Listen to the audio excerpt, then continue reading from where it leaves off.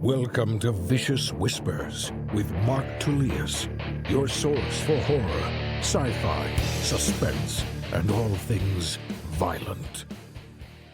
Thank you so much for joining me today on Vicious Whispers with Mark Tullius. It has been quite the week. I'm excited about today, though. I'm excited about this podcast because it should help me realize that even though lots of this week I struggled with productivity, feeling like I wasn't getting anything done, trying to justify it, trying to rationalize it, dealing with it in therapy, talking about it, just feeling like, okay, yeah, I really didn't do anything this week. But I actually got a lot done. I think talking about it on here is going to help me appreciate what I did, especially for the limited amount of time that I had. Not to say that all of this has been important and that it's important for me to be productive, but I think when I look at the overall picture, I should be really happy with what I did. So let's start it off with Saturday. I think I talked to you guys Friday. Friday was cool. Can't really remember what happened. Like I said, it's been a long week. There's always something going on. I think Friday, after homeschool, the family hung out, just kind of played games, watch shows, tried to relax because I knew the weekend was going to be kind of crazy because I had a convention to go to, HorrorCon LA. Went to that on Saturday. Thank goodness Wes went. Wes Levine, who I'm writing 2 different Try Not to Dies with, also one of my instructors. I just trained with him a little bit this week on Thursday. But he went to the event. He wasn't sure if he was going to be able to make it or not, and I felt bad inviting him because I had a feeling it wouldn't be very crowded. I didn't want to bore someone else, waste their time. But he came down. It also brought Derek the Demon, and it was perfect. Those 2 guys had so much fun. Wes was playing with Derek most of the time, and he was awesome. But even if he didn't have Derek with him, man, just an incredible salesman, bringing people over, very charming, not as good looking as I am, probably not as strong, but I do have to give him credit where credit is due. No, he's also much stronger than me. God damn it. And way better in jiu-jitsu. That's another god damn it. But it's all good. So it was awesome. So glad that he went. Incredible time, very funny. We were going to work on the book a little bit, turn him into mortem, but we just didn't have the time. There, people would be coming up, and it was too hard to concentrate. And I also realized we didn't need to. We already talked about that. We are at the stage where now that we know everything that happens, it's just time to write it. So that will be cool. We'll deal with that soon enough because I got a lot of stuff on my plate, as does he. So, and that's what's nice. I'm never too worried about when people are going to be working on things. But anyhow, with HorrorCon, so that night, Misha and Marika are good friends from Germany. They were landing Saturday night or scheduled to right when I got out of the horror convention. And then the next day, they were just going to be hanging out with my family. So I felt kind of bad about that because I was like, oh, man, I don't want to just leave them alone. I like to hang out with them too. They're only going to be here staying with us until Tuesday morning. So, and because the convention had been slow, I really gave it a lot of thought. I was like, you know what? I'm not going to do this again tomorrow. My time is too valuable. This isn't what I expected. I've been to Midsummer Scream and some other events that have just been incredible. And I had been warned that this wouldn't be as big, but I just had a bad feeling about Sunday. And then I am so glad I didn't go because I just got an email from them apologizing for Sunday and just how poor the guest attendance was. And it was due to, I think it was the Emmys or something else taking place right there. They didn't know about it, so it wasn't their fault. But yeah, so although I felt guilty, I felt bad about not showing up the next day. I was like, no, I'm glad I took that time off. I'm glad I did that for myself. The table was already paid for, so it's not like I lost money. Maybe I lost some sales, some new fans, the ability to go back, but that's all good. Anyhow, thank you to Wes for making that pretty awesome. Met some new people there, made some potential fans of the series. So yeah, when people hear that it's similar to Choose Your Own Adventure or Goosebumps or something where even shows that they've seen on TV where they get to pick, they get very excited about it. And so that's always really cool. Sunday was cool. We took it easy, hanging out, relaxing, talking a lot. Then on Monday, they went with me to Costa Mesa to have lunch with Wes. They'd heard all about him. They're also into so many of the same things like Pokemon, especially Pokemon. But yeah, so it was cool for them all to meet. I got a little bit of rolling in at Costa Mesa, just there's like the last 30 minutes, just a little bit of rolls. I think 3 different rolls. It was awesome because Mikey was there. He's a brown belt, man. He's just a beast. And he trains like crazy. He trains 6 days a week, and he's really training to get that next belt. I was like, that's pretty cool. I was like, Meanwhile, here I am thinking, I'm done with this shit. Like, well, no, I shouldn't say shit. Again, I just probably need a little bit of a break, or, going and doing that was awesome. Being able to roll at least a little bit, awesome. I just got to figure out how to add it into my schedule. Today, instead of doing jiu-jitsu, because I've been working nonstop, moving nonstop since pretty much 5:30, did tonal with my son. So that was awesome. He really likes that. He's enjoying that. So I think we'll make that part of our routine. Said, and right now he's not allowed to do jujitsu because something going on with his feet. So he needs to take it off of that. And meanwhile, but we can do this, we can do swimming, we can do yoga. It's like, you know what? If you and I start getting serious about this and start doing it, 4 days a week, it's going to make a huge difference in how we're feeling and also just our strength and everything. And we'll be able to return to jujitsu no problem. So that was all cool. Meanwhile, when I wasn't hanging out with Misha and Marika, what I did do was launch some more merchandise. I'm pretty thrilled with these things. I did the hoodie, shirts, tank top. That might be about it. Maybe something else. But it's with the new Try Not to Die moth design. This one has bullet holes in it. So that's the front of the shirt. And on the back, it has Fight, Survive, Repeat. I love what Brian Ochoa did with it. He's the one who created the whole thing. It's what I got tattooed on me, his Death Vest design, and then also the Try Not to Die design. I'm not going to do this bullet hole one just because it wouldn't work because you can't just redo tattoos like that. Maybe we could, but once you see the logo, you'll see why. But yeah, so I thought that was cool. It was good, felt good to get that done. One Trying to Die giveaway just finished. I managed to write to all the winners, let them know what they got. Congrats.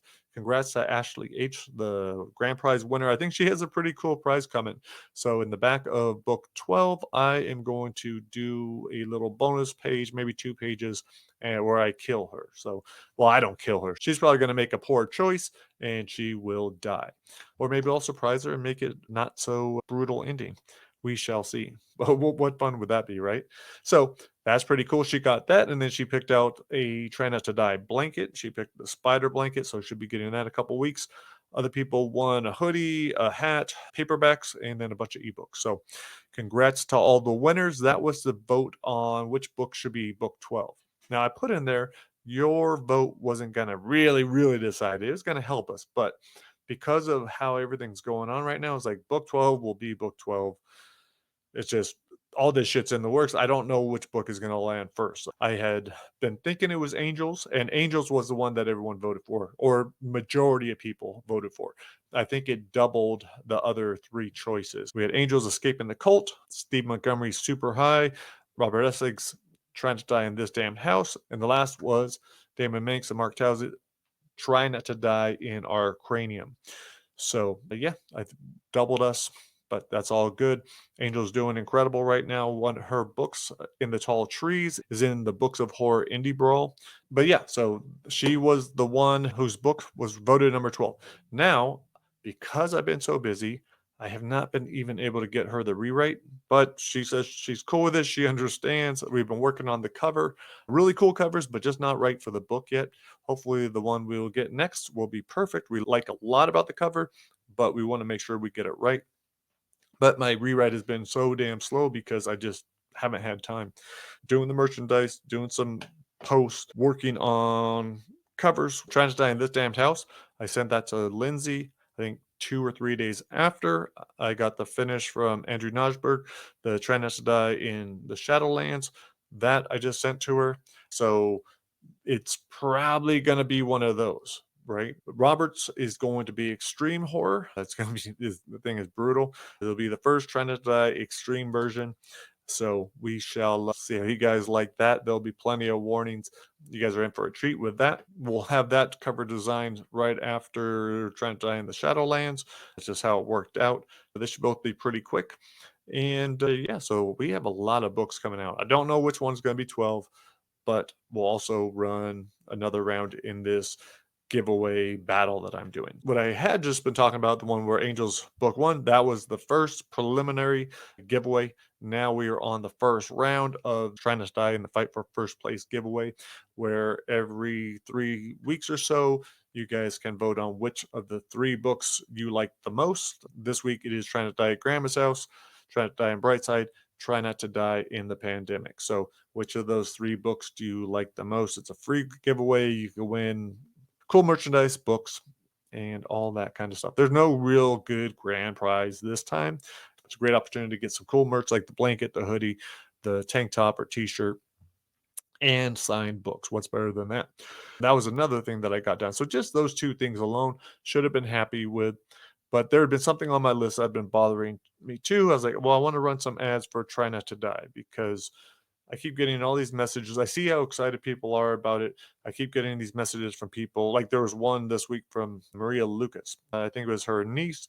She said, would Ben Farthing's book and Death Fest were the first two books she's read in like 10 years or something like that. It's been a long time since she read, but that's pretty awesome. Being able to pull someone back into reading. I've had so many people tell me, like, oh man, I never read, but I'll read Try Not to Die. So I was like, that's awesome. That's pretty cool to hear. So I was like, you know what? I need to take some pride in this. It is pretty cool. It's pretty cool to see how it's growing. And so I just did a quick video on Instagram and TikTok, and now I'm able to advertise it a little bit. We'll see how it goes. But if it's advertised to the right people, I think they should be very interested in playing, experiencing, reading the Try Not to Die series. And during the giveaway, each of those books will be free on Amazon for a 5-day period. The first one starts September 20th, goes to the 24th, and that's Try Not to Die in Brightside. Grab that while it is free. I'm not sure which one is next. I think Pandemic is the following week, and then Grandma's House is the week after that. And put in those votes. It'd be cool to see. I want to get as many people as possible. Then after we do 4 rounds, the following giveaway is going to be Wizard's Tower, Wild West, and Ghostland. And then we'll do the next 3 books. The next 3 books, that should take us till right around Christmas because I'm not sure when book 12 will be released. Hopefully it'll be before Thanksgiving. Maybe book 13, 14 will be out by Christmas. So that's pretty cool. Knowing that I should have 4 more books coming out. And I don't want to forget and not be excited about P.W. Foyt's. His Try Not to Die at Meadow Spire Mall is awesome. He's going over all of Lindsay's edits right now. As soon as we get that back from him, we'll send it to Lindsay for the final read, and then that thing will be done. So we're going to have that out by Halloween. Not sure when the pre-order is going to happen. As soon as I get around to it, it is on my list of things to do. But also, I don't think there's this huge benefit of having a pre-order that much earlier. Now, while all this awesome stuff is going on, right? It sounds awesome. Homeschool is awesome. It could be a little stressful. Have to drive my daughter quite a bit. Don't have a lot of time cleaning the house. There's just fucking something going on. So all that's happening. I'm trying to squeeze in as much work as possible. Also visit with my friends, which was awesome to see. And I'm very glad that they stay with us. Don't get me wrong on that at all. And I'm intentionally trying to take more time away from work, spend it with the family, all that. So just not a lot of time, but still getting a lot done. But I think it was Wednesday night, I just kind of caught up to me and I just got angry. It was late at night and I just was in such a bad mood. I hadn't used any cannabis. I generally use later in the day. I definitely have cut down a ton, but still towards the end of the day, if I'm a little stressed, then I'll use a little bit. And sometimes just to relax, sometimes to enjoy things. So last night I was very tempted to, but I wanted to see if I could just deal with it. I hated the feeling. Definitely kind of a little rage inside for no reason either, except that I just, I was just past my stress threshold, just had done too much without taking care of myself. So, but woke up the next morning, felt a lot better. First thing I did was go into the H bot for like an hour and a half. I don't feel better right after. You can't. It's one of those things where you don't feel the results immediately, but I do believe it's helping. But it was crazy how intense those feelings are. So I went outside to try to deal with it. I was just stretching. It was fairly late at night, having to fight all these thoughts like, fuck writing, fuck it all, fuck the series, fuck publishing, blah, blah, blah. Just everything sucks. The intensity of it was pretty crazy. But then the next morning was when I was getting all these positive messages again. And I'm not going to throw away the series. I'm not just going to stop. I'm not going to self sabotage. But I think it is important to realize if I get into a really dark, negative place, that is one of the thoughts I got to deal with. I know a lot of other authors probably deal with the same type of stuff. A lot of different artists, maybe non-artists as well. I don't know. Maybe it's a creative thing. Not too sure. Anyhow, what else is going on? I think that's about it, man. I am beat. It's been a long week, but I want to just touch base, let you guys know about the new giveaways. I think those are going to be cool. If I was a gambling man, I would bet that out of the 12 books, it will be either at Ghostland or on Slash Tag. Both awesome books. Both of those authors have a great following that is building because they're awesome fucking authors. Hopefully, Death Fest has a shot. We'll see. Maybe I need to market it to the metal crowd before we have that. But that competition isn't going to be for a while. Book 7, 8, and 9. I believe that one comes out in November or so. Anyhow, it's on my website if you want to go to check out the giveaway. It's free to everyone, open mainly worldwide. There are some countries that Printful won't ship to, so those countries are not included for prizes. All right, guys, that's it. We're going to go out with a story from Twisted Reunion. I'm just working my way through the book. After this, I'm not sure what we'll go to. Maybe one of the new Try Not to Dies. But here it is. This is Twisted Memory from Twisted Reunion. Hope you guys dig the story, and I will talk to you next week. Later.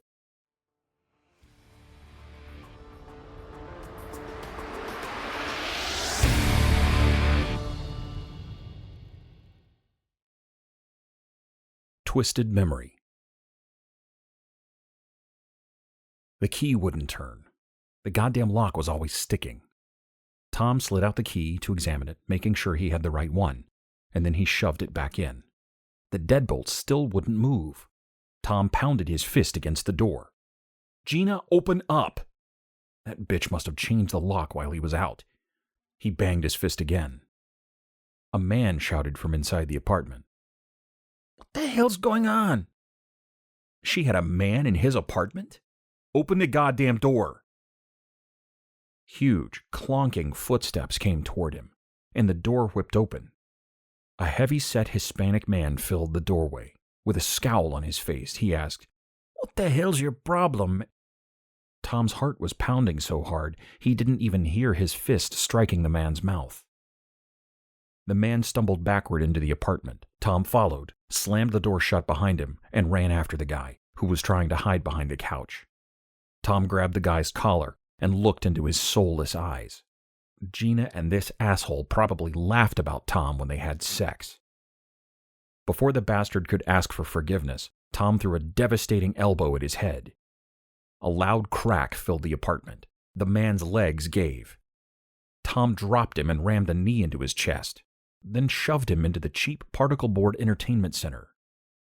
An ancient 13-inch tube television set crashed to the floor next to the broken man. Tom wondered where his 42-inch flat screen and the mahogany piece it sat on had disappeared to. Figuring Gina had let her lover sell Tom's stuff for crack money, Tom yelled for her. "Get out here, Gina!" He stood over the crumpled man, woke him with a kick. "Get out here now, Gina, or you're going to end up like your boyfriend." The man spit out a mouthful of blood and held his jaw as he mumbled, "No one's here. Fuck, man, you got the wrong place." Tom kicked him in his thigh. "She's got 10 seconds. You better call her." "There's no Gina here. Never even heard of her." The man used his shoddy entertainment center to get back to his feet. He motioned to the frames on the wall. "This is my place. Look at the pictures." Not about to look away and get sucker punched, Tom pushed the man's chest, sending him into the hallway. He planned on knocking the damn liar out when he rebounded off the wall, but the bastard must have seen it coming, somehow stopping himself and taking off down the hallway, racing for the bedroom. Tom flew after him before the man could get hold of Gina or call the cops, but the guy was already shutting the door behind him. Tom threw his body at it before it closed all the way. A loud grunt came from the other side of the door as it popped open, spilling Tom inside the strangely decorated bedroom. There were balloons all over the walls, something Gina must have done earlier that morning. The intruder spun his arms and stopped himself before hitting the crib. Why is there a crib? Tom thought as the man picked up the cordless phone in his left hand and a baseball bat in the other. "Put my shit down now," Tom yelled, even though he didn't recognize the bat. It was bright red. Tom realized it was plastic. "I'm calling the cops." Tom could barely contain a chuckle. You're gonna call the cops on yourself? I don't think so. Put my shit down, and maybe I'll let you leave. Back off! The man waved the bat back and forth. I mean it.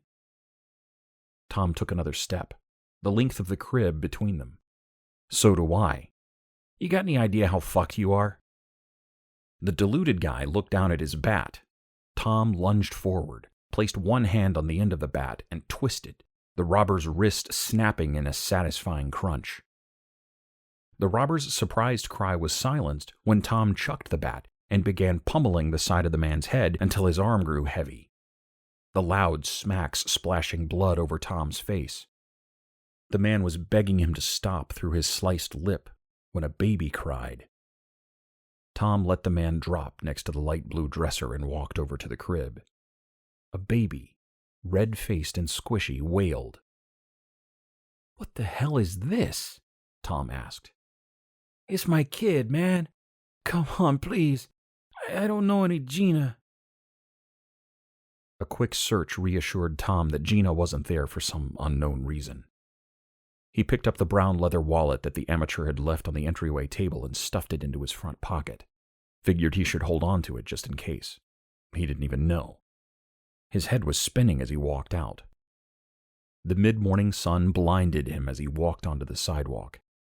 Disoriented, he looked up and down the block, searching for his convertible Boxster.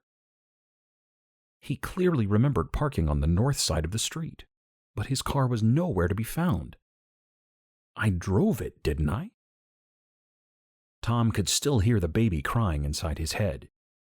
He dug his keys out of his left pocket, tossing aside a one-way bus ticket from Folsom he must have picked up by accident. He went to press the panic alarm on the remote, only to realize there was no remote. His shiny apartment key and a worn key for Gina's Honda were all that was left. The Porsche key must have fallen off the ring earlier that morning. Some rotten son of a bitch must have come across it and stolen the car. Instead of making himself sick thinking about it, Tom decided he would file a report with the police after he found Gina. He had to make sure she was okay. If he was so materialistic that he placed his car above her, he didn't deserve to be called her boyfriend. A cab turned the corner. Tom had his first break of the day, flagging it down with a wave of his finger. It wasn't until he slid into the passenger side of the back seat and the driver asked him where he was headed that Tom realized he had no idea where he could find Gina. The bald cabbie looked into his rear view. "You doing okay, brother?" "My girl. I need to find her. Make sure she's all right." "Not a problem. Where's she live?" Tom motioned toward the apartment he'd just come out of. "With me. At least she did until this morning. Her stuff's gone." "Damn, tough break." The cabbie turned his attention back to the street. "So where you want to go?" "I don't know. Someone stole my Porsche." After a brief hesitation, the cabbie asked, "You got any money? Because I ain't running a charity carriage." "Yeah," Tom said, having no idea if he did or didn't. With everything that had happened, he was scared to look in his wallet. Then he remembered the guy and the baby. Sure enough, $200 and some change. "So, where to?" Tom looked back at the street, at the apartment building. It did look different than he remembered. The cabbie said, "Any idea where she might be? I kinda gotta get moving." Sirens sounded in the distance. "Go ahead and drive up the street a bit." "You got an address? I need to radio it in." "Her sister lives in Santa Clarita, pretty close to Six Flags. Gina might be with her." "That's an hour away." "I got the money." All that mattered was Gina. Tom took the cash and waved it in the air for the cabbie to see. Raising his voice so he could be heard above the approaching sirens, Tom said, "This is more than enough. Here's a 20 in case you think I'm going to stiff you. I just need to stop at a phone booth first and get her sister's address." The cabbie told him to keep it as he started the meter, pulled away from the curb, and headed north. When Tom put the bills back into his wallet, he noticed that the back of his hand was speckled with bright red drops. By the time the cabbie found a phone booth with a directory inside it, Tom had wiped the drops off his hands. Did the best he could with the spots on the front of his denim jacket. It didn't take him long to find Gina's sister in the book, but there was a surprise. Her address was listed as Pasadena, not Santa Clarita. Gina never mentioned her sister was considering moving. Tom ripped the page from the directory and got back into the cab. Good news. She's not far from here. You sure it's the right person? You want to try calling her? It's her. I'd rather just show up. 10 minutes later, the cab stopped in front of an unfamiliar house. The cabbie motioned toward the red Porsche 911 in the driveway and chuckled. Is that your car? No. Why? You said yours was stolen. I thought maybe your girl took it. My car's in the shop. I hate blue. Yeah, all right. The cabbie checked the meter. That'll be $60. The cabbie studied Tom to see if he was aware that he was ripping him off. Tom tossed him $100 and got out of the cab. Do me a favor and keep it running. I might need a ride back. He headed for the porch before the cabbie could say no. The front door opened. Joan, whose hair was now streaked with gray, was on her cell phone. Her jaw dropped mid-sentence when she recognized Tom. Surprise. I didn't know you guys moved. You should have told me. She sounded like a robot when she said, I've got to go. She hung up and started dialing someone new, probably the cops. Tom ripped the cell from her hand, tossed it on the grass. He was about to ask Gina when he noticed the silver necklace around Joan's neck. That's Gina's. No, it's mine. I gave it to her for our anniversary. Joan slowly shook her head. You shouldn't be here. I can't believe they let you out. Not knowing who they were or from where they had supposedly let him out, Tom focused on the necklace. There was no denying the G-inscribed heart pendant belonged to Gina. Tom took a step into the doorway. Where is she? Joan shrieked and tried to slam the door on Tom. Not about to let some nutty chick get the best of him, Tom lowered his shoulder and drove forward, knocking Joan back into her house. He shut the door and pinned Joan against the wall before she could scream. What the hell's your problem? I'm looking for Gina to make sure she was okay. She wasn't at home. Joan tried to slap him, but he knocked her hand away. Stop it, he said. I'm trying to protect her. Where is she? Joan tore at his face with her free hand. Tom grabbed each of her wrists and crushed them against the wall. Tell me where she is. You sick fuck. Joan kneed Tom's groin, folded him over. He lost his grip on Joan, and she dashed to the phone in the kitchen, picked it up, and punched 3 buttons. Tom ignored the pain, fought the urge to vomit. Hang up the phone, Joan. Joan backed up to the wall, her eyes looking around her, probably searching for a weapon. She took a deep breath and said she needed help. She said Tom's name. Tom stepped toward her. Tell them you called by mistake and that everything's okay.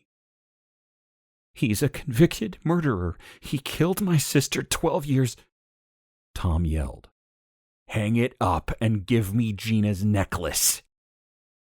He kept screaming, trying to block out Joan's words, repeating in his head. Killed my sister. Joan begged the dispatcher to hurry. Tom didn't ask any more questions. She obviously wasn't ready to tell him where Gina was. He tore the landline off the wall, wrapped his hands around Joan's throat. It was so soft, just like Gina's. Tom closed the front door behind him, then got into the cab. The driver eyed him and asked if everything was okay. No, but she was here. He held up the necklace and said, She left this by accident. Her sister asked if I could return it to her. So, where to? Tom stuffed the necklace into his pocket, noticing he hadn't got all that sticky red paint off. Her mom and dad live nearby.